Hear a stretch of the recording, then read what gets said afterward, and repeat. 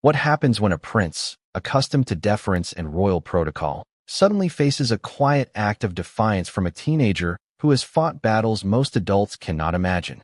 That's not just a question. It's the heart of the story we're about to unravel. Imagine the cameras flashing, the air thick with anticipation, and a hall filled with people expecting inspiration. Instead, what they witnessed was a storm, a furious storm, led not by the boy receiving an award but by the prince who couldn't handle being stripped of a single word, "Your Highness." The night was supposed to be about resilience, about honoring children who had braved the unthinkable and come out shining with courage. But instead, it became about one man's anger, one man's ego, and one man's inability to accept that respect cannot always be demanded, it must be earned. And that man was Prince Harry. Before we continue, please hit the like button, subscribe to the channel, and turn on the notification bell for updates. Now let's pause here. Why does this matter? Why should anyone care about a prince walking out of an award ceremony? Because this wasn't just any ceremony. This was the WellChild Awards, a celebration that touches hearts, a moment designed to uplift spirits, and an event where children living with chronic illnesses and disabilities are recognized for their bravery. A stage where humility should outshine status. And yet, humility was nowhere to be found in Harry's reaction. But let's take you inside that room. Picture it. The soft golden lights flickering against polished tables, families seated with children whose lives had been a series of hospital visits and long recoveries. You could feel the weight of hope hanging in the air, the pride swelling in parents' eyes. The applause was meant for heroes, young heroes. And then, the prince walked in.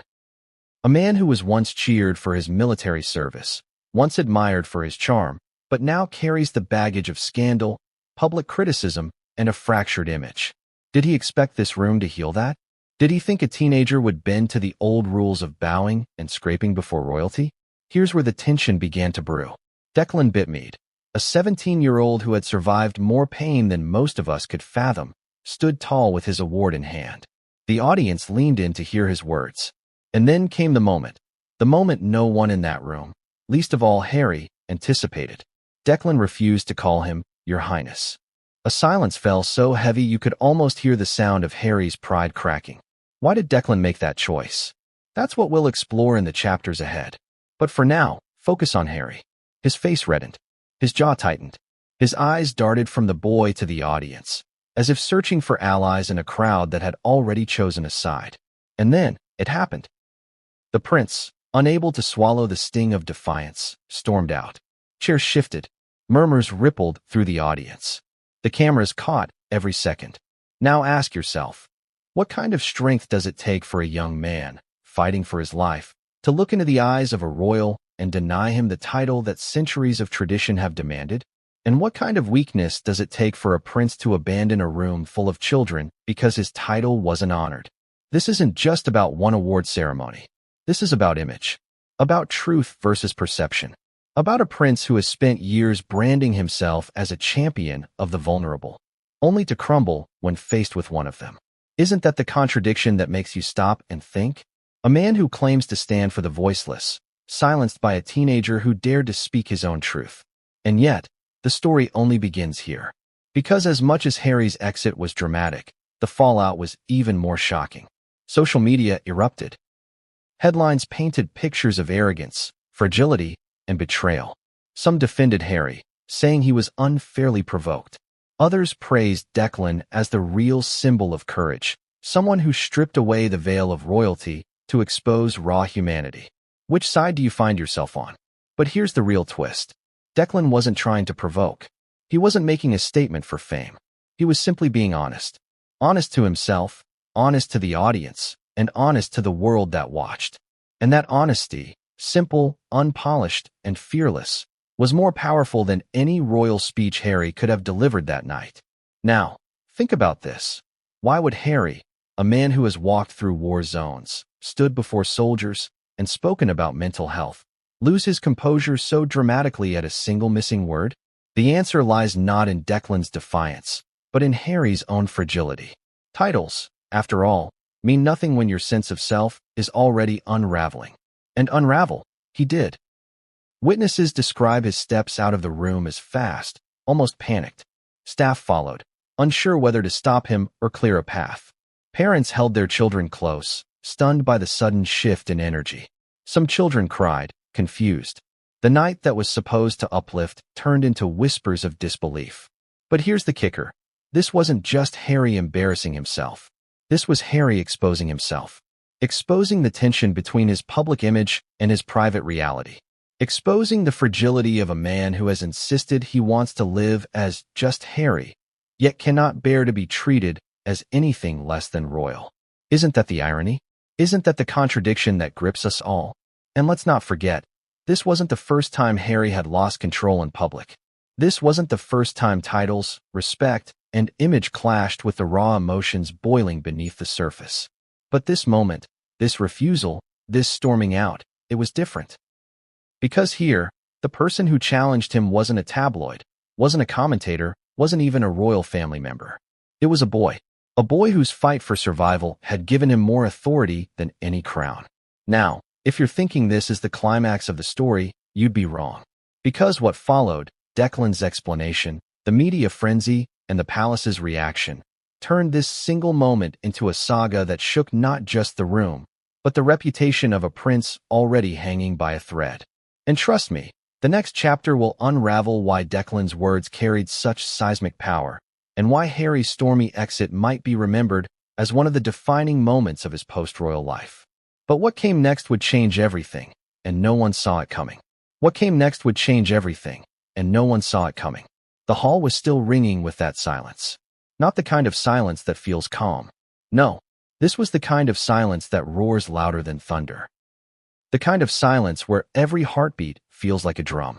The kind where eyes dart nervously, waiting, bracing, wondering what happens next. Have you ever been in a room where the mood shifts instantly? 1 second, applause and joy fill the air. The next, it's as if the entire audience is holding its breath, afraid to even blink. That was the WellChild Awards the moment Prince Harry stormed out. But to truly understand the impact, we have to rewind. We need to walk through the scene step by step. We need to look at the details, the little things most people missed. Because the real story isn't just in the outburst. It's in what led up to it. So let's go back. Let's set the scene. The evening had started smoothly, almost picture perfect. There were cameras, of course, bright flashes bouncing off polished walls. Smiles everywhere. Families sitting together, proud yet emotional, because for many of them this was a night they had prayed for, a night that symbolized survival and hope. You could see tears in parents' eyes, hands tightly clutching one another's for comfort. And the children, each one with their own story of resilience, sat glowing with pride, waiting for their names to be called, their stories to be heard. Now here's the thing. The WellChild Awards isn't just any event. It's not some red carpet gala about fashion and vanity. No, this is an event where every single moment is drenched in meaning. Each applause is heavier, more powerful, because it celebrates battles fought not with politics or wealth, but with courage, endurance, and spirit. Harry walked in with his usual entourage. He smiled, shook hands, exchanged nods. To the public, it seemed fine. But those watching closely noticed something else. His smile didn't reach his eyes. His steps felt faster, sharper, almost as if he was forcing confidence. Why? Was it nerves? Was it the weight of criticism that always seemed to follow him lately? Or was it something deeper? A fear that even here, at an event meant to heal his image, he would be tested? Then came the highlight of the evening. The award for the inspirational young person aged 15 to 18. A category that always pulls heartstrings. This wasn't about pity, it was about pride. These young people, still in their teenage years, had endured more than most adults face in a lifetime. And this year's winner? Declan Bitmead. Now remember that name. Declan. Because from this point forward, he wasn't just a teenager winning an award. He was about to become the face of defiance. Declan's name was announced, and the applause was thunderous. Families stood, clapped, some even wiped tears. The cameras zoomed in as Declan, looking calm yet composed, walked to the stage. He carried himself differently. Not timid, not overwhelmed. Strong, grounded. A boy who had already been through hell and decided he would not bow to anyone, not even a prince. Declan stood at the microphone, award in hand. The audience hushed, leaning in to hear his words. Harry stood nearby, expecting the usual, "Your Highness, thank you." The kind of phrase that reinforced his status, his presence. After all, that's what tradition dictated. But Declan didn't play by those rules. He never had. And then, here it was. That moment. Declan looked at Harry and began to speak. Not once, not twice, but through his entire speech, he refused to call him Your Highness. He addressed him simply as Harry. Just Harry. The audience froze. You could see people exchange glances, eyes wide, jaws slightly dropped. Was this deliberate? Was this a mistake? No, it was deliberate. It was bold. And it was powerful. Because in that one choice, Declan stripped away centuries of expectation, of tradition, of protocol. He looked at the man, not the title. And that's what stung Harry the most. Now let me ask you, why would this hit so hard? Why would Harry, who once insisted the world call him just Harry when he left the monarchy, suddenly lose control when a teenager took him at his word? Isn't that the contradiction? Isn't that the irony so sharp it cuts deeper than any insult? Harry had claimed he wanted freedom from titles, yet here he was, furious at being denied one. Doesn't that expose something about him, something raw? The truth that titles weren't chains he was escaping from, but shields he couldn't live without. The room's energy shifted. Children who had been clapping now sat wide-eyed. Parents tried to process what they were witnessing. Organizers exchanged nervous glances. The cameras kept rolling. And Harry? His jaw tightened, his lips pursed, and then his fury broke free. He turned abruptly, muttering something under his breath that no microphone caught clearly, and marched toward the exit. The sound of his shoes against the floor echoed like gunshots in the silence. He didn't wait. He didn't smile. He didn't even attempt to save face. He just left. And that, right there, is where the story fractures into two parts. On one side, you had Declan, calm, steady, unshaken. A boy who had faced pain, surgeries, nights in hospital beds, and somehow still found the courage to stand his ground. On the other side, you had Harry, a man with wealth, power, and privilege, but whose composure crumbled over a missing word. Which one truly embodied inspiration that night? Which one deserved the spotlight? The answer seems clear, doesn't it? But here's the twist. The exit wasn't the end. Because what happened after Harry left turned this moment into something far bigger than anyone in that hall expected. Media coverage, social debates, royal reactions, they would all explode in the days that followed. And yet, the seeds of that explosion were planted in this exact moment. This scene, this silence, this storm. Declan, standing there, didn't falter. He continued his speech. He thanked his family, his doctors, the people who stood by him through endless treatments. He spoke of courage, of never giving up, of refusing to be defined by illness. The audience, still shaken by Harry's exit, erupted into applause once more. But this time, the applause wasn't just for Declan's survival. It was for his courage to stand tall, even as royalty crumbled around him. So here's the question I leave you with at this point. When history looks back at the WellChild Awards of that year, will it remember a prince who stormed out, or a boy who stood firm?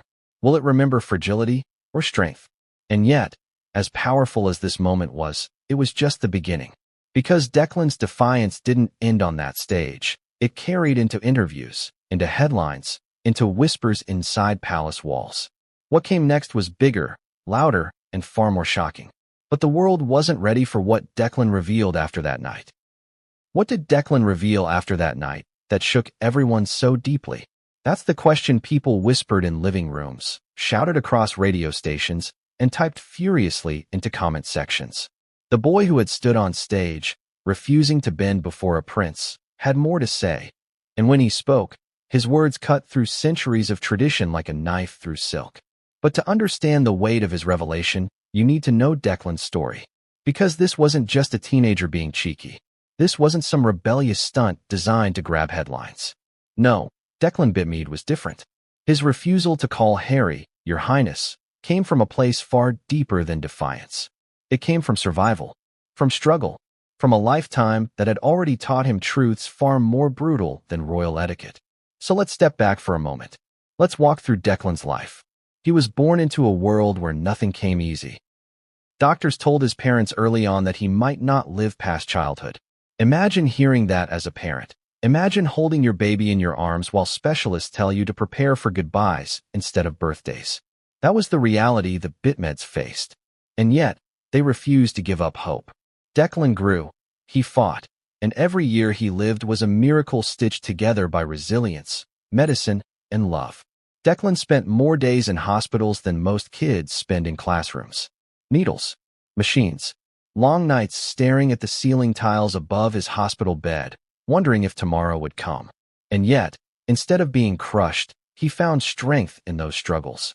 He developed a quiet bravery, a resilience that couldn't be taught. While other teenagers worried about exams or weekend plans, Declan learned how to manage pain, how to find laughter in sterile hospital rooms, how to be grateful for every sunrise. Now pause for a second and think about this. Doesn't that make him more royal than any prince? Isn't that kind of courage, the kind that doesn't come with titles or crowns, what we should honor most? That's the contradiction of this entire story. Harry, with his title and privilege, demanded respect through formality. Declan, with no title at all, commanded respect through authenticity. Which one do you think holds more weight? Declan's journey wasn't just about battling illness. It was about refusing to let illness define him. Teachers at his school would often describe him as determined, witty, someone who never wanted sympathy. He hated being treated as fragile. He wanted to be seen as equal, as capable, as strong. And when he finally reached the WellChild Awards stage, he carried that attitude with him. And here's where it gets powerful. In the days after Harry's furious exit, reporters swarmed Declan and his family. They wanted to know why. Why had he refused to call Harry Your Highness? Was it scripted? Was it rebellious teenage bravado? His answer stunned them. Declan said plainly, "I call people what they earn, not what they're given. Harry's just Harry. That's enough. Do you feel that?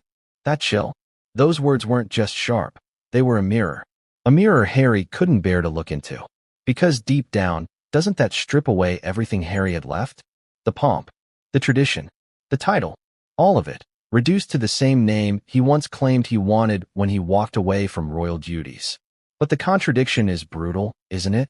Harry told the world he didn't want to be His Royal Highness. He said he wanted to be just Harry. And yet, when someone finally treated him that way, his pride shattered. Why? Why couldn't he accept the very freedom he demanded? Was it because he never truly wanted to be ordinary? Was it because, without the title, he feared there was nothing left? Declan's refusal wasn't meant as disrespect. It was meant as truth. The kind of truth you can only speak when you've stared at mortality and realized life is too short for empty words. Declan had no patience for titles. He respected people for who they were, not what they were called. That was his power. That was his lesson. And it was a lesson that left a prince humiliated. Now imagine being in Harry's shoes. Standing there, waiting for the familiar, waiting for validation, and instead being stripped bare by the honesty of a teenager. Would you have been able to handle it differently? Would you have smiled, laughed, maybe even embraced it? Or would you, like Harry, have stormed out, unable to bear the sting? Declan's story spread like wildfire. Social media turned him into a symbol. Hashtags like #JustHarry and #DeclanTheBrave trended for days. People shared clips of his speech, memes mocking Harry's exit, and heartfelt posts praising Declan's courage. He became not just a boy who fought illness, but a boy who fought pretense.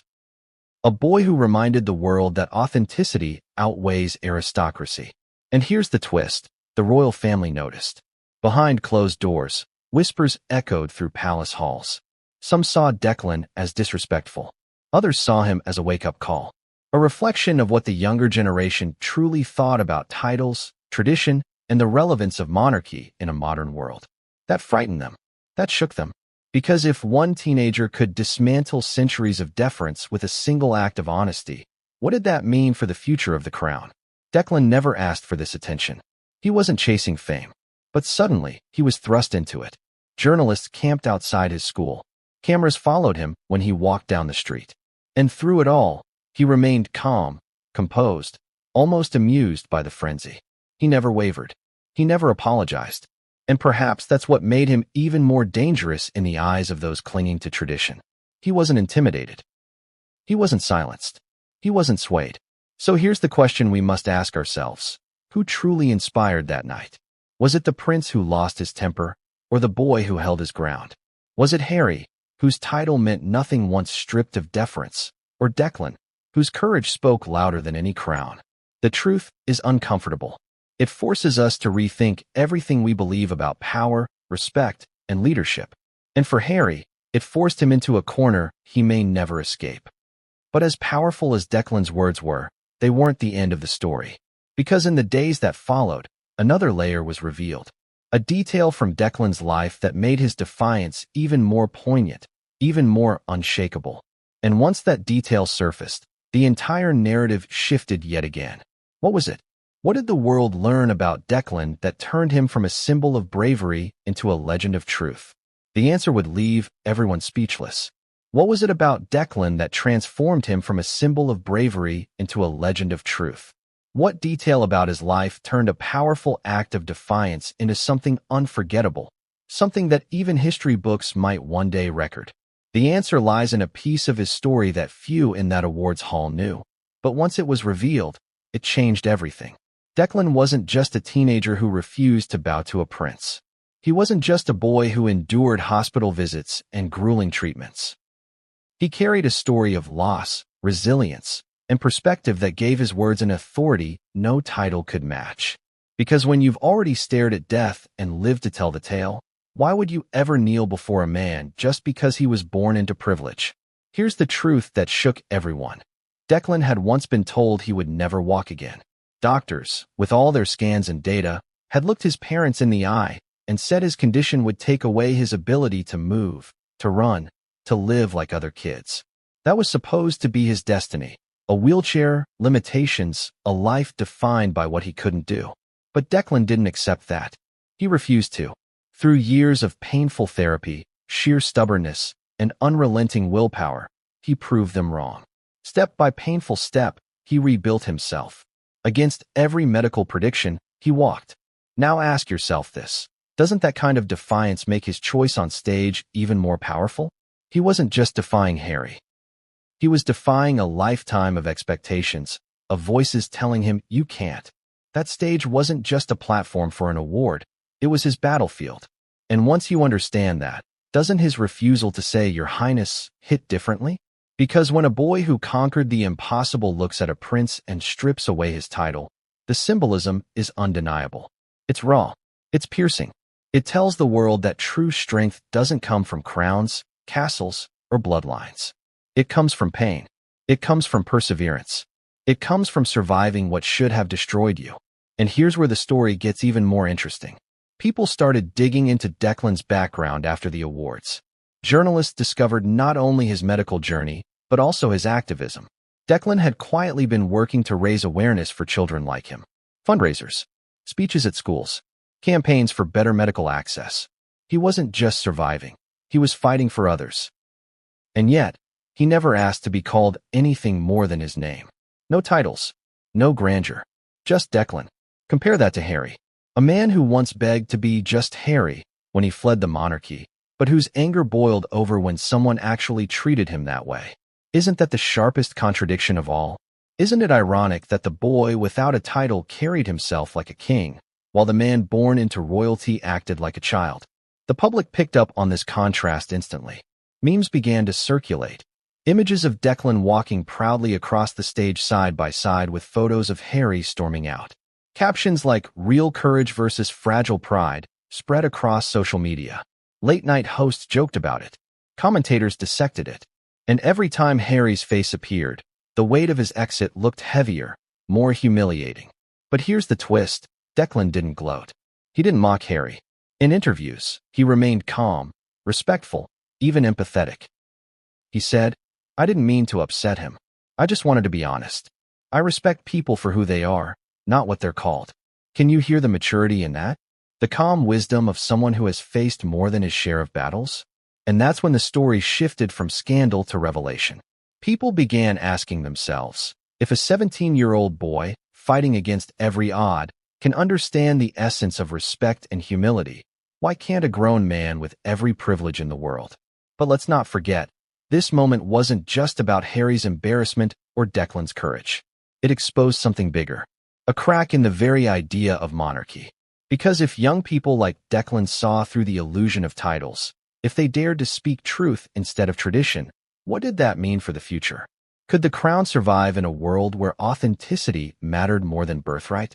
Inside Buckingham Palace, the whispers grew louder. Staffers briefed senior royals about the fallout. Advisors debated whether to address it or let the storm pass. Some feared it made Harry look weak. Others feared it made the entire institution look outdated. Either way, the damage was done. Declan had done what no journalist, no critic, no royal biographer had managed. He had made royalty look irrelevant with nothing but his honesty. And yet, the most chilling part is this. Declan didn't even set out to start a revolution. He wasn't trying to make a statement about monarchy. He was simply living his truth. Isn't that what makes it so powerful? When someone accidentally reveals more about society than they ever intended. Now think about this carefully. If Declan had bowed, if he had used "Your Highness," Harry would have left the stage with his dignity intact. The headlines would have been glowing.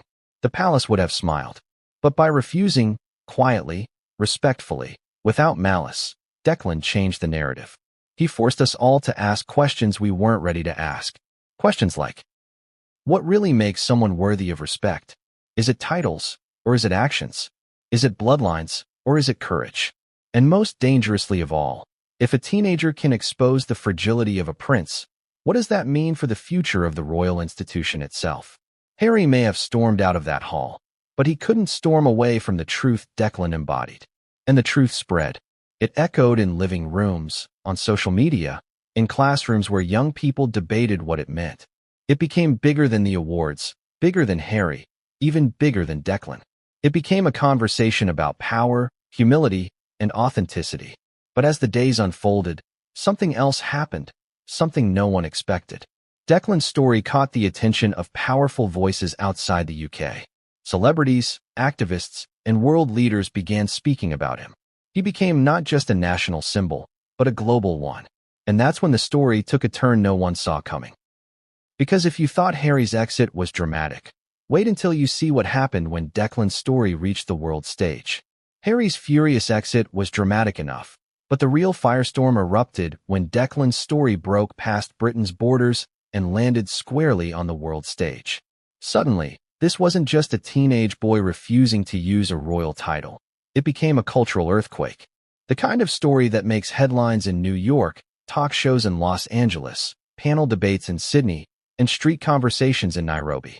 The question wasn't just, why did Harry storm out? Anymore. It was bigger. It was, what does it mean when a teenager has more authority than a prince? Let's begin with the moment that lit the fuse. Declan's post-event interview. It wasn't flashy. It wasn't rehearsed. He sat there, modestly dressed, speaking calmly into a reporter's microphone. And he said the line that circled the globe within hours. He's just Harry. I don't think calling someone Your Highness makes them any braver, any stronger, or any more important than anyone else. Respect should be earned, not given. Punchy, simple, unforgettable. Those words spread like wildfire. Late-night American hosts turned it into monologues. One comedian quipped, 17 years old, battling illness, and he's still stronger than a grown man with a Netflix contract. The audience roared. Memes flooded Instagram. TikToks stitched his words into motivational edits, pairing his quote with images of Harry storming out in anger. Twitter threads dissected every nuance, each one racking up thousands of retweets. And here's the contradiction that made it irresistible. Harry had built his brand on being the approachable royal, the one who broke away from the stuffy institution, the one who told the world, call me just Harry. But when someone finally did, when someone finally took him at his word, he cracked. Isn't that ironic? Doesn't that reveal the very fragility he tried to hide? The press framed it as a battle between authenticity and entitlement. On one side, Declan, the teenager who faced suffering with dignity. On the other, Harry, the man who fled royal duty only to demand royal respect. The symbolism was too strong to ignore. But what made it sting even more for Harry was how global figures responded. An American senator tweeted support for Declan, calling him a voice for equality louder than any crown. A South African activist shared his story at a youth conference, saying, Declan teaches us that power lies in truth, not in titles. Even celebrities, People who had once publicly supported Harry and Meghan shifted their tone. One Hollywood actor wrote, "That kid's got more courage in his pinky than most of us in this industry. Harry should have stayed to listen." Now pause for a second and think. When was the last time a 17-year-old, not a royal, not a celebrity, not a politician, just a kid, managed to spark a global conversation about power, respect, and humility? Doesn't that show how much the world craves honesty over hierarchy? Meanwhile, Harry's team scrambled. His PR advisors tried to spin it. Quiet leaks to the press suggested Harry left the room due to emotional overwhelm or a sudden reminder of his mother Diana. They tried to turn his fury into vulnerability. But the problem? The footage told a different story. Cameras had captured his scowl, his muttering, his storming stride out the door. No tears, no reflection, just raw anger. The world wasn't buying the spin. And then came the palace's silence. King Charles didn't comment. William didn't comment. Kate didn't comment. The firm kept its lips sealed. But silence, in this case, spoke louder than any statement. Because people began to speculate. Were they embarrassed? Were they secretly proud of Declan? Or did they see this as one more nail in Harry's coffin of public credibility? Now here's where the emotional weight of Declan's backstory came crashing into the narrative. As more outlets covered his life, his battles with illness, his resilience, his refusal to be treated as fragile, people around the world began to see him not just as a cheeky teen, but as a hero in his own right. He became a symbol for anyone who had ever been underestimated, dismissed, or overlooked. And Harry? He became the symbol of fragility in the face of truth. The irony is almost painful, isn't it? A boy who was supposed to inspire through his medical journey inspired instead by stripping away a prince's ego. And a man who was supposed to embody strength exposed instead his deepest insecurity. But here's the twist you didn't see coming. Declan's story began to overshadow the very event it was supposed to highlight. The WellChild Awards were meant to honor dozens of children, each with their own remarkable story. Yet, because of Harry's meltdown, the spotlight shifted almost entirely onto Declan. Was that fair? Some parents didn't think so. Some quietly expressed frustration that their children's moment of honor had been eclipsed by royal drama. And yet, others argued that Declan's defiance amplified the awards to an audience they never would have reached otherwise. Millions who had never heard of the WellChild Awards now knew. They watched the clips. They read the stories. They donated. The charity reported a surge in donations in the days following the controversy. Isn't that a twist? Harry's storming out may have damaged his reputation, but it boosted the very cause he thought he was there to represent. Now let me ask you this directly. Is that poetic justice? The prince who wanted the spotlight ended up handing it over to the boy who refused him? But the story didn't stop there. Because the ripple effects of Declan's defiance didn't just shake Harry. They shook the monarchy itself. Analysts on morning shows debated what it meant. Was this a one-off embarrassment? Or was it the beginning of a generational shift where young people no longer saw royals as untouchable? Polls showed a startling trend. Support for the monarchy among under 25s dipped even further in the weeks after. Declan had unintentionally lit a fuse beneath the institution. And Harry? For him, this wasn't just another scandal. It was personal. Witnesses claimed that in the days after the event, he was furious behind closed doors, calling Declan's behavior disrespectful and blaming advisors for not controlling the situation. But here's the contradiction. How do you control authenticity? How do you silence truth without looking like the very tyrant you claim not to be? The more Harry tried to defend himself, the smaller he looked. The more Declan stayed silent, the bigger he became. Isn't that the paradox of modern power? But this was only the beginning. Because while the world debated, laughed, and praised, something far more dangerous was brewing in the shadows. A piece of Declan's story that hadn't yet come to light. A revelation that would make Harry's furious exit look like just the first act of a much larger drama. And when it finally surfaced, it didn't just rattle Harry. It rattled the monarchy to its core. Harry's furious exit. That's the image burned into people's minds. The red flush spreading across his face, the clenched jaw, the hurried steps that thudded against the floor like the drumbeat of anger. The WellChild Awards had been building toward its emotional crescendo, and instead of applause and joy, the audience watched a prince unravel before their eyes. But how exactly did it happen? What words were exchanged? What did people see? What did they hear? What did they feel in that tense, unforgettable moment? Tonight, let's break it down, frame by frame, heartbeat by heartbeat. Because Harry's exit wasn't just a temper tantrum, it was a revelation. It began seconds after Declan's speech. The teen had finished his words with poise. He had thanked his doctors, his parents, his friends. He had reminded everyone listening that courage isn't about titles or thrones, but about facing life's toughest battles without giving up. The applause was thunderous. People were crying. And Harry? Harry wasn't clapping. He stood stiffly, arms half folded, staring at Declan like a man who had just been struck across the face. People near the front noticed it. The cameras caught it. That look, that flash of humiliation that no palace press officer could later erase. And then he muttered something, quiet, low, but venomous. A journalist seated nearby swore she heard the words, "Disrespectful little brat." Another guest insisted he heard, "I'm not staying for this." Whatever it was enough to make the air in the room turn colder. Do you know that feeling when someone breaks the unspoken rules of decorum? When the script everyone is supposed to follow suddenly falls apart. That's what it felt like. The audience didn't know whether to look at Declan, at Harry, or at the floor. Eyes darted. Whispers started. The applause faltered into an uneasy hush. And then, Harry turned on his heel. It wasn't a graceful exit. It wasn't polite. It wasn't dignified. It was angry, abrupt, a stomp. His chair scraped back, so harshly it screeched. His steps echoed down the hall. Parents held their children tighter, as if sensing the energy shift from inspirational to volatile.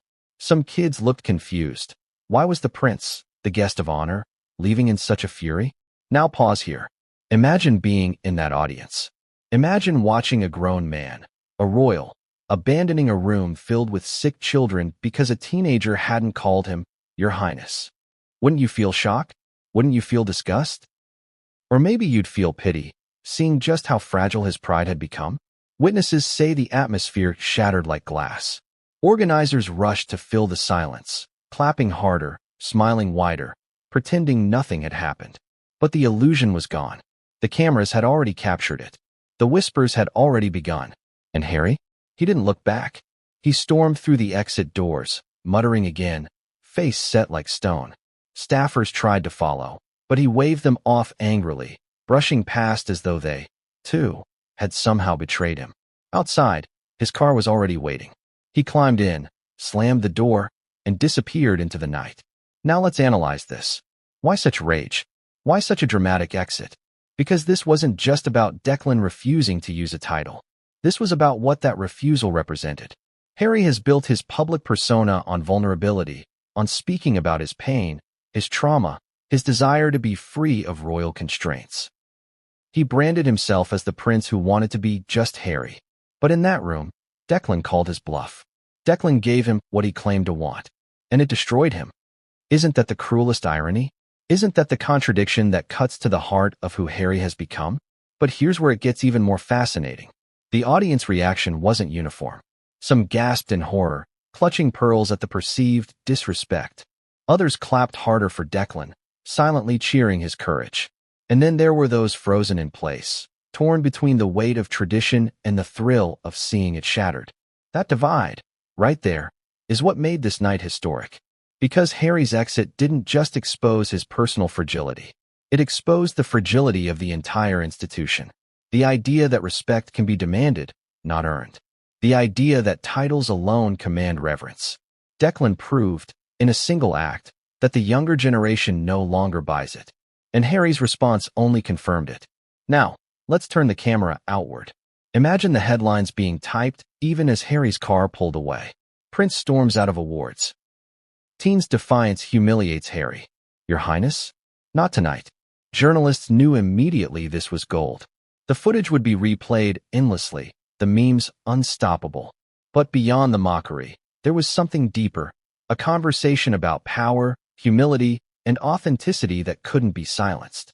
And the children in the room? Think about them for a second. Kids who had battled cancer, muscular dystrophy, life-threatening conditions. Kids who had endured more pain in their short lives than Harry ever had. What message did his exit send to them? That their night, their courage, their moment, was less important than his wounded pride? Doesn't that sting? Doesn't that feel like betrayal? Yet, here's the twist. Harry's storm out, as disgraceful as it was, ended up amplifying the event. Donations to WellChild surged in the aftermath. People moved by Declan's courage and disgusted by Harry's fragility opened their wallets. In an unintended way, Harry's tantrum gave more visibility to the children than any polished speech could have. Isn't that poetic justice? But we're not done yet. Because what happened outside the hall was just as explosive. Paparazzi caught Harry's car speeding away. Witnesses described him slamming his fists against the seat, shouting in frustration. And inside the hall, organizers scrambled to assure Declan and his family that they had done nothing wrong. "You were brave," one whispered. "Don't let him ruin this for you." And Declan? He didn't cry. He didn't apologize. He stood tall, calm, even smiling faintly. Later, when asked about Harry's exit, he said simply, "If he wants respect, he should stay and listen, not leave." That sentence landed like a hammer blow. So now we arrive at the cliffhanger. Because Harry's furious exit wasn't the end of the scandal, it was the spark. The media frenzy, the palace's embarrassment, Meghan's shadow looming over it all. Those were the aftershocks waiting to erupt. And the very next revelation? It wouldn't just embarrass Harry. It would shake the entire royal family. The spark had been lit. Harry's furious exit was still echoing in people's minds when the media frenzy roared to life like wildfire. Overnight, the WellChild Awards, the event that was supposed to shine a light on sick and courageous children, became front-page scandal material. And make no mistake, the story wasn't just about Declan anymore. It was about the prince who couldn't keep his temper. It was about fragility. It was about hypocrisy. By the next morning, every newspaper in Britain had Harry's red, furious face splashed across its cover. "Storming out on courage," read one headline. Another asked bluntly, "Your Highness? Or just childish?" The tabloids feasted, dissecting every second of his meltdown, while broadsheets ran more serious opinion pieces questioning whether the monarchy had any real authority left. But the real explosion didn't come from the papers. It came from the internet. Social media is unforgiving, relentless, and global. And Harry's exit was perfect fuel. Memes flooded timelines within hours. One side-by-side image showed Declan standing calmly with his award next to Harry stomping out, captioned, "Who's the real prince here?" Another showed the words, "Just Harry," crossed out with "Fragile Harry" underneath. TikTok edits went viral, pairing Declan's defiant words with epic soundtracks, while Harry's storming exit was looped again and again to the beat of mocking songs. But here's what you need to understand. This wasn't just mockery. This was anger. Ordinary people, watching from around the world, felt betrayed. They asked, how could a man who claims to stand for the vulnerable abandon them when they needed his support most? How could someone who preaches compassion walk out on children fighting for their lives, simply because one boy didn't flatter him? That question cut deep, because the contradiction was undeniable. Harry had built his brand on empathy, on compassion, on vulnerability, and yet, in that hall, he had none of it. He had chosen pride over principle, and people noticed. Now, let's zoom in on the fallout for Declan. Overnight, the teenager became a symbol. Hashtags like #respect is earned, #justdeclan, and #courageovercrown trended globally. Journalists camped outside his home. Fans sent letters, gifts, messages of support. Celebrities chimed in, praising his strength. An Oscar-winning actress tweeted, "Declan reminded us all what real courage looks like." A football star posted, "That kid has more backbone than half of us put together." But not everyone was kind. Royal loyalists attacked him online, calling him disrespectful, accusing him of seeking attention, even suggesting he had been coached to humiliate Harry. Yet Declan's calm response silenced most critics. In one interview, he shrugged and said, "I wasn't trying to hurt him. I just believe respect should be earned. That's all. Simple, honest, devastating." Now think about that. A 17-year-old boy, sick yet strong, managed to say in one sentence what commentators had been dancing around for years. Isn't that what makes this moment so powerful? The simplicity, the authenticity. No spin, no PR, just truth. Meanwhile, inside Buckingham Palace, the silence was deafening. No official statement. No royal defense. No attempt to soothe the scandal. But insiders whispered that Charles was livid, William furious, and Camilla quietly mocking behind closed doors. For them, this wasn't just Harry's embarrassment. It was a blow to the entire family.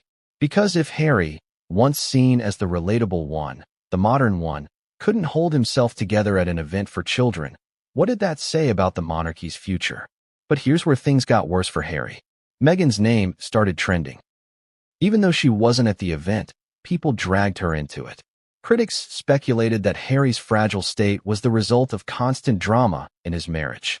Others claimed she would spin the story into victimhood, saying Harry had been triggered.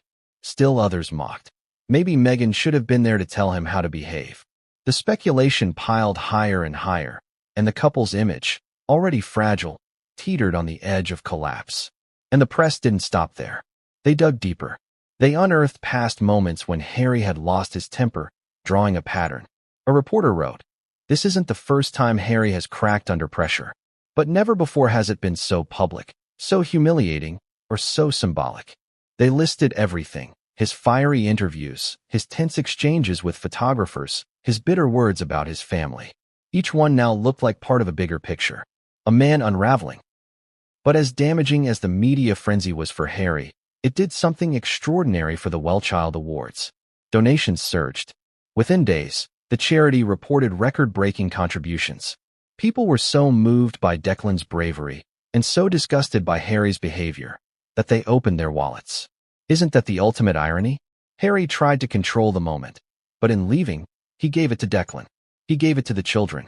He gave it to the cause. And yet, the scandal didn't just expose Harry's fragility. It exposed something larger. It sparked a debate about monarchy itself. Talk shows ran segments asking, "Do we still need royals?" Opinion polls revealed plummeting support among young people. University debates buzzed with students arguing that Declan's refusal to say "Your Highness" wasn't just about Harry. It was about a new generation refusing to bow to outdated traditions. That terrified the palace. Because once questions like that take root, they're hard to silence. But let me ask you directly, what side would you take? Do you think Harry deserved respect because of his title? Or do you believe Declan was right to strip the title away? Would you have clapped for the prince or for the boy? Whichever side you choose, one truth is undeniable. Harry's reputation suffered a blow it may never recover from. And for Declan, the attention was only just beginning. Because what happened next, his appearance on morning shows, his words in global interviews, and the shocking support he received from unexpected allies, would push this story to heights no one anticipated. And one of those allies? Someone Harry never imagined would take Declan's side. Declan speaks out. That was the moment the story shifted from scandal to legend. Up until then, the narrative was shaped by footage, whispers, and headlines. Harry storming out. The audience in shock. The memes, the backlash. But what would Declan himself say? Would he apologize? Would he backtrack under pressure? Or would he double down? The world waited. And when he finally spoke, the world listened. His first extended interview came on a popular UK morning show. Declan sat in a modest chair, not dressed like a celebrity, not flanked by PR handlers. Just himself, a teenager who looked more boyish than rebellious. But don't let the quiet composure fool you. When he opened his mouth, his words cut sharper than any royal scandal book. The host leaned in and asked softly, "Declan, did you mean to disrespect Prince Harry by not calling him Your Highness?" Declan smiled faintly, shook his head, and said, "I didn't mean disrespect. I meant honesty. Respect is something you show because someone's earned it, not because they were born into it. Harry's just Harry. That should be enough."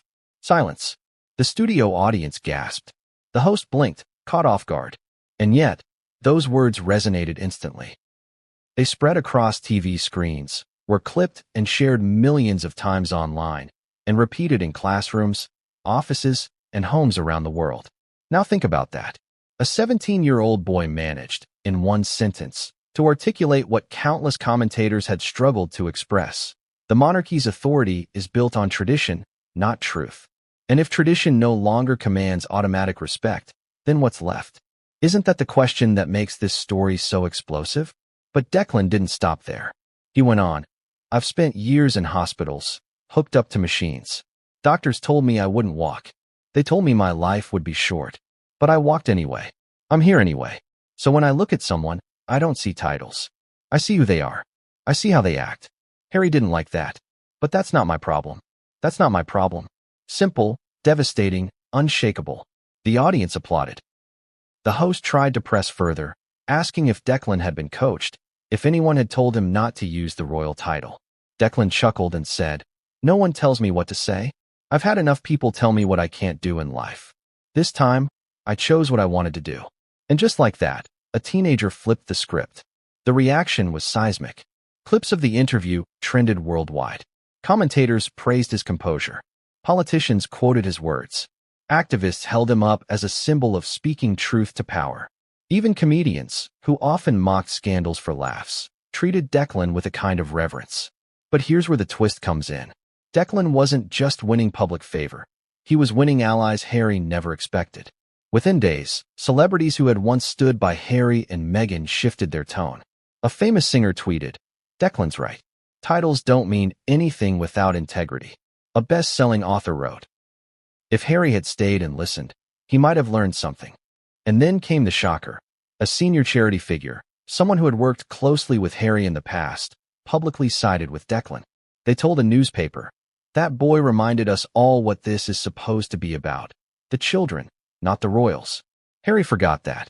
That single quote rocked the palace. Because it wasn't just Declan anymore. It wasn't just the public. It was insiders, people once aligned with Harry, turning their backs. Now let me ask you, why do you think Declan's words struck such a nerve? Was it because he spoke with the authority of survival? Because he had nothing to gain and everything to lose? Or was it because he exposed the raw truth everyone already sensed but never dared to say out loud? Meanwhile, Harry remained silent. His PR team scrambled, but silence can be deadly in the face of authenticity. The longer Harry refused to respond, the bigger Declan's words became. And when he finally did speak, days later, it sounded hollow, scripted, defensive. He said, "I left the event because I was emotionally overwhelmed." Declan's words were difficult to hear at that moment, but no one believed him. The footage told the story.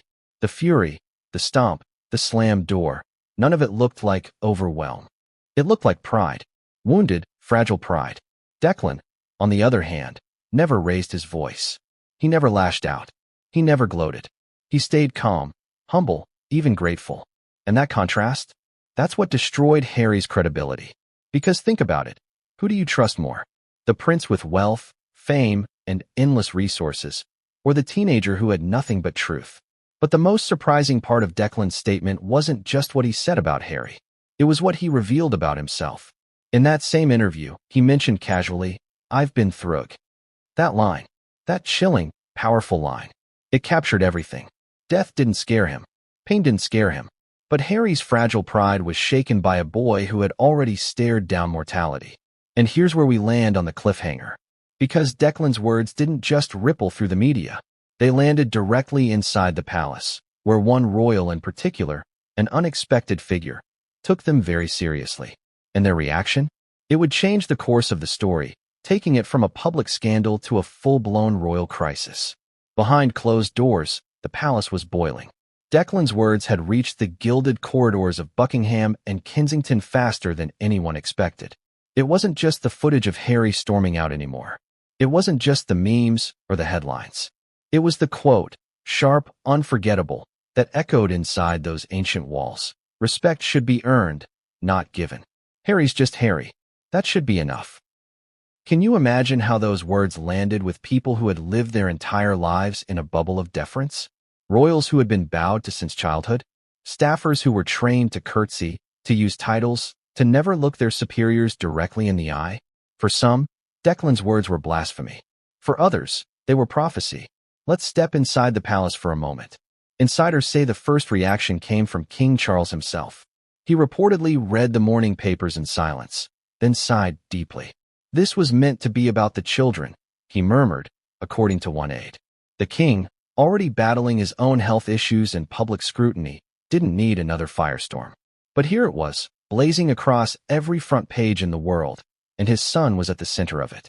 Now picture Prince William's reaction. He has always tried to position himself as steady, reliable, the heir who won't crack. When news of Harry's exit reached him, He reportedly shook his head and muttered, "He's proved them right again." Them meaning the critics. Them meaning the courtiers. Them meaning anyone who said Harry was too volatile, too fragile, too unpredictable to carry the weight of duty. And William wasn't just annoyed. He was angry. Angry because once again Harry's behavior reflected not just on himself, but on the entire family. And then there was Camilla, always sharp-tongued behind the scenes. She apparently laughed when she heard about Declan's refusal. "Good for the boy," she quipped. Someone needed to say it. Brutal, yes, but also telling. Camilla, who had fought decades for public acceptance, knew better than anyone that titles alone couldn't save you. She knew that the public could smell weakness, and Harry's tantrum had stunk of it. But the most interesting reaction? Princess Anne, the stoic, no-nonsense royal. A woman who has long been admired for her work ethic, her refusal to indulge in drama, her straightforwardness. Sources say she admired Declan. That she even said quietly in a meeting, "That boy has more grit than half this family." Can you imagine the sting of that line if Harry ever heard it? This is where the story takes on historical weight. Because Declan's defiance wasn't just a viral moment. It tapped into a pattern. Royals being challenged, publicly humiliated, forced to confront the fact that not everyone buys into their mystique. Think back through history. Edward VIII abdicating for Wallis Simpson.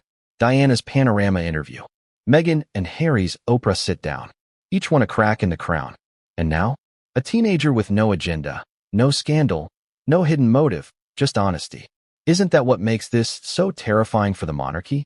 Because if Declan's words had come from a politician, they could have dismissed it as Republican propaganda. If they had come from a journalist, they could have waved it away as tabloid sensationalism. But from a sick teenager? From a boy who had nothing to gain? That was impossible to dismiss. And here's the paradox. The monarchy thrives on symbolism, on spectacle, on the illusion of authority. But Declan's act stripped all that away. In one sentence, he reduced Harry from his Royal Highness to just Harry. And Harry himself proved the boy right. By storming out, by losing composure, by acting like a man who needed the title more than he could admit. The palace debated furiously. Should they issue a statement condemning Declan's disrespect? Should they defend Harry publicly? Or should they stay silent and let the storm pass? In the end, they chose silence. But silence isn't neutral. Silence lets speculation breed. Silence lets whispers grow into roars. And the longer they stayed quiet, the more people assumed the royals were rattled. And maybe they were. Because insiders claimed Charles received calls from foreign leaders. Yes, foreign leaders, asking about the incident. Imagine the embarrassment. Imagine explaining that your son, a prince, stormed out on children because one refused to call him Your Highness. Doesn't that make the monarchy look smaller? Pettier? Weaker? But here's the part that really unsettled the family. Young people loved Declan. Polls taken days after the event showed support for the monarchy among 18 to 25-year-olds dipping sharply. And when asked why, many pointed directly to Declan's words. He said what we all feel, one student told a reporter. Why should anyone be called Highness in 2025? That's the generational shift. That's the danger. Because what starts as a viral moment can snowball into a movement. And once respect for monarchy erodes among the young, how long before the crown itself loses its luster completely? Now imagine Harry, sitting in California, scrolling through the headlines, watching the clips, reading the tweets. He must have realized this wasn't just a bad night. This was an inflection point. His pride had cost him not only public sympathy, but perhaps also his place in history. And yet, the story wasn't done twisting. Because while the royals fretted and Harry sulked, Declan's name continued to rise. Invitations poured in. TV shows wanted him. Schools wanted him to speak. Activists wanted him to join campaigns. He became more than a boy with an award. He became a voice. And that's where the palace faced its darkest fear. What if Declan wasn't just a symbol of defiance? What if he became a leader, a figure people looked to as the embodiment of truth over tradition? That possibility was more dangerous than Harry's tantrum. It was existential. But the next revelation, the one that would surface days later, made it worse. Because someone from Harry's own circle, someone who had once defended him fiercely, broke their silence. And their words? They didn't just wound Harry. They sided with Declan. Meghan's shadow. Even though she wasn't there, even though her name wasn't on the guest list, she was dragged into the storm the moment Harry stormed out. Because in scandals like this, absence doesn't shield you, it magnifies you. The world asked, where was Meghan? Why wasn't she at Harry's side during such a public event? And more importantly, what role did she play in the fragile state that led to his meltdown? From the moment the headlines hit, Meghan's name trended alongside Harry's. Not because she had said anything, but because people couldn't separate the two. They weren't just Harry and Meghan, they were the brand. The couple. The duo that demanded to be treated as equals while clinging to the very titles they claimed to reject. And the irony? It was Meghan who once said titles didn't matter. It was Meghan who insisted she just wanted to be authentic. And yet, the man who had married her collapsed in anger because his title wasn't used. Isn't that the sharpest contradiction of all? Let's pause and think about this. Imagine being Meghan, thousands of miles away in California, watching clips of your husband storming out of an event meant for children. Watching him humiliated across global headlines. Watching a 17-year-old boy, who had survived more pain than you could imagine, stand taller than a prince. Wouldn't you feel a sting of panic? A rush of fear that the empire you've built around image and brand was collapsing in real time? Insiders claimed Meghan was furious, not at Declan, but at Harry. Reports suggested she scolded him privately, saying he had played right into the media's hands. According to one source, she told him, "You gave them exactly what they wanted, a tantrum." Brutal words, but can you blame her? Their public image was already fragile. Their Netflix deal was shaky. Their brand relied on sympathy. And Harry had turned a night of compassion into a meme about entitlement. But Meghan's critics were ruthless.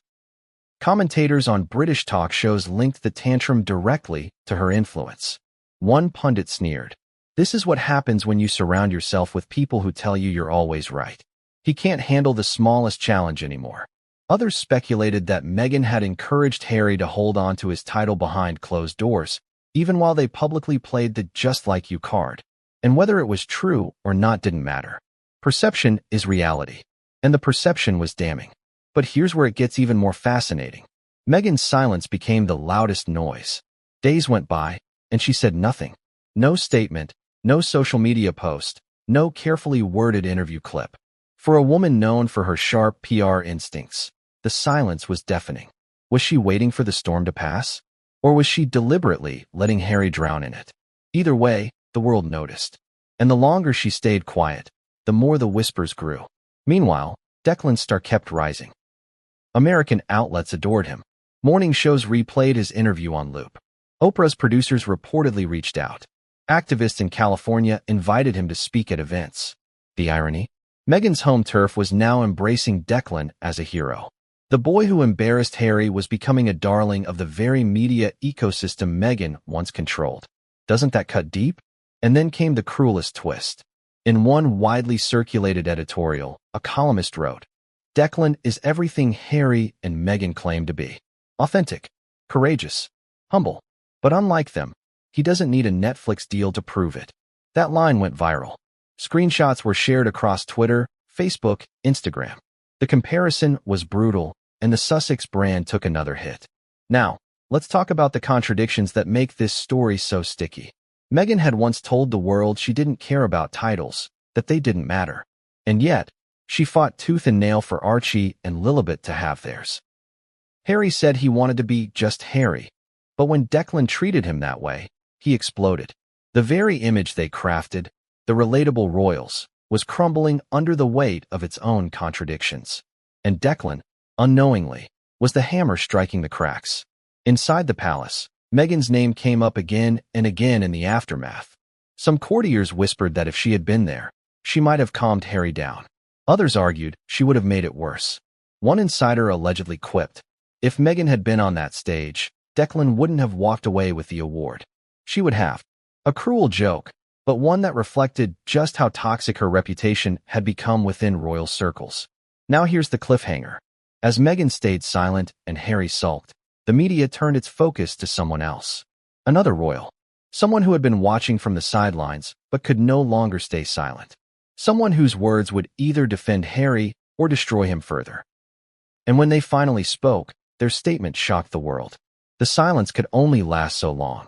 The palace had been holding its breath, weighing every option, fearing every word. But the world was demanding answers. Harry's meltdown wasn't going away. Declan's words weren't fading. And Meghan's absence wasn't shielding the couple. The question was clear. What would the royal family say? Would they defend Harry? Or would they let him twist in the wind? The first cracks appeared not in an official statement, but in whispers leaked deliberately to the press. A source close to the palace told one broadsheet that the family was disappointed in Harry's behavior. Another insider claimed William had been embarrassed by his brother's tantrum. These weren't accidental leaks. They were chess moves. The palace wanted to make one thing very clear. Harry's storm out was Harry's problem, not theirs. But then came the moment no one expected. A royal broke the silence. Not with leaks, not with whispers, but with a direct, public statement. And it wasn't William. It wasn't Charles. It wasn't even Camilla. It was Princess Anne. The Princess Royal, known for her stoic work ethic and disdain for drama, was attending a separate engagement just days later. A journalist asked her casually, "Do you have any thoughts on the events at the WellChild Awards?" And, usually sharp at deflecting, paused. She looked straight into the reporter's eyes and said, "The boy showed courage. That's what the awards are for." 8 words. That's all it took. Do you see the brilliance of it? She didn't mention Harry's name. She didn't need to. By praising Declan, she implicitly condemned Harry. She drew a line in the sand. The awards were about the children, not about the princes. It was subtle. It was devastating. And it was deliberate. The clips spread like wildfire. Headlines screamed, "Princess and sides with Declan." Social media exploded with praise for her honesty. One tweet that went viral read, "And didn't need 2,000 words. She just buried Harry with 8. Another, "That's how a real royal speaks." Inside the palace, the impact was immediate. Courtiers called it a masterstroke, measured, dignified, and impossible to spin. For Charles, it was a relief. For William, it was vindication. For Harry, it was betrayal. Sources close to him said he felt isolated, abandoned, even attacked by his own family. He reportedly told Meghan, "They've left me to burn." But here's the irony. Harry had lit the fire himself. And now, even his family wasn't rushing with water. Meanwhile, the public reaction hardened. Polls showed a sharp drop in sympathy for Harry, even among his staunchest defenders. A majority said they sided with Declan. Among young people, the numbers were even more brutal. Nearly 70% said Declan was more inspiring than Harry. Think about that. A teenager had eclipsed a prince in the very arena of inspiration. And Meghan? She remained silent. But the silence was now seen as weakness, not strategy. Commentators speculated that the couple was fractured, that Meghan blamed Harry for losing control, that Harry blamed Meghan for pushing him into a fragile state. The brand they had built together was crumbling, and Anne's words were the hammer blow. But here's the twist no one saw coming. As the royal family quietly distanced themselves from Harry, Declan's family received an invitation. Not from Harry, not from Meghan, from the palace itself. An invitation to a private audience with King Charles. Why? Because Charles knew symbolism when he saw it. He knew that embracing Declan could turn a disaster into a message of unity. But what would Declan do? Would he accept? Would he walk into the lion's den of Buckingham Palace? Or would he refuse, just as he had refused Harry's title? That decision would take the scandal into uncharted territory. And when Declan answered, his choice stunned everyone. Declan's family opened the envelope with trembling hands. The royal crest stamped in red wax. The calligraphy precise. The weight of the paper heavy, as if the ink itself carried centuries of tradition. It wasn't just a letter, it was an invitation. An invitation from King Charles himself, asking Declan and his parents to attend a private audience at Buckingham Palace. Now pause and think about this. The palace had ignored Harry's storm out, had distanced itself through silence and Anne's carefully chosen words. But now, instead of defending Harry, Charles was reaching out to the very boy who had humiliated him. Isn't that extraordinary? Isn't that telling? The letter was polite, formal, and carefully worded. The king wishes to extend his personal admiration to Mr. Declan Bitmead for his courage and inspiration. He would be honored to meet with Declan and his family at Buckingham Palace to express his gratitude in person. Gratitude. Not reprimand. Not correction. Gratitude. The news leaked within hours. Nothing stays private when it comes to the crown. Headlines screamed, Charles invites Declan to palace. Social media lit up with speculation. Was this damage control? Was it a genuine gesture of respect? Or was it a calculated move to steal Declan's thunder and reframe the monarchy as gracious? Declan's family was stunned. His parents, ordinary people who had spent years in hospitals, suddenly faced the question of whether to walk into the palace. Reporters camped outside their home, shouting questions. Neighbors whispered. Supporters sent letters urging Declan to go, while others warned him not to be used as a royal prop. And Declan? He sat quietly, weighing it. According to his friends, he said, I didn't ask for this. I just told the truth. But if meeting the king helps people listen, maybe it's worth it. Now let's stop here and ask, what would you do? If you were 17, if you had already spoken truth to power once, would you walk into Buckingham Palace? Would you risk being used for optics? Or would you refuse, standing your ground again? The debate raged. Commentators filled airwaves with speculation. One said, if he goes, he looks co-opted. If he refuses, he looks defiant. Either way, he wins. Another countered, this could be a trap. The monarchy wants to neutralize him. Meanwhile, Harry was seething. Imagine his fury when he heard his father had invited Declan. He had stormed out of the awards in humiliation, only for the king to turn around and embrace the very boy who caused it. Sources claimed Harry shouted at aides, they're rewarding him for disrespecting me. Meghan reportedly told him to stay calm, but even she couldn't hide her anger. This wasn't just a humiliation. It was a betrayal. And then came Declan's answer. A week after receiving the letter, Declan's family released a simple statement. We are grateful for His Majesty's kind invitation. Declan has chosen to decline the offer at this time, as he wishes to keep the focus on the children and families supported by WellChild. Declined. One word. One choice. And it shook the palace to its core. Think about the courage it took. Most people would have said yes instantly. The chance to meet the king? To walk the halls of Buckingham Palace? To shake hands with royalty? But Declan said no. Not out of arrogance. Not out of spite. But because he wanted the spotlight back where it belonged. On the children. Not on him. And certainly not on Harry. The reaction was seismic.